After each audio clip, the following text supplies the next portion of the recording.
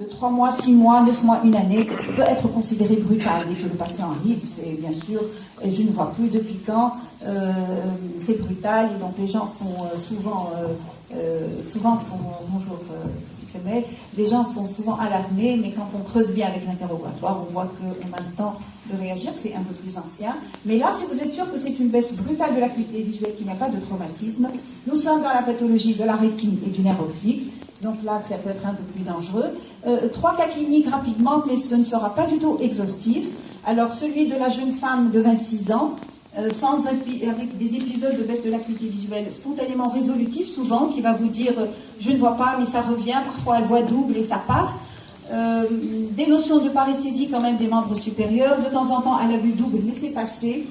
Et puis là, tout d'un coup, elle ne voit pas bien de l'œil droit, c'est brutal, c'est noir, elle est vraiment angoissée. Elle a mal quand elle bouge l'œil. Il faut penser aux névrites optiques. Et puis typiquement, donc c'est la question classique que nous posons même au niveau de la 5e année.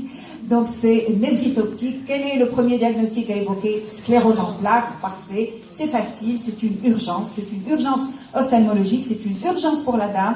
Parce que là, la vision, elle est peut-être rapidement mise en jeu. Vous voyez là l'œdème papillaire que vous pouvez voir par le fond d'œil. On peut ne pas le trouver. En tous les cas, si vous faites un examen du champ visuel, vous allez retrouver ici donc le scrotum en rapport avec la teinte optique.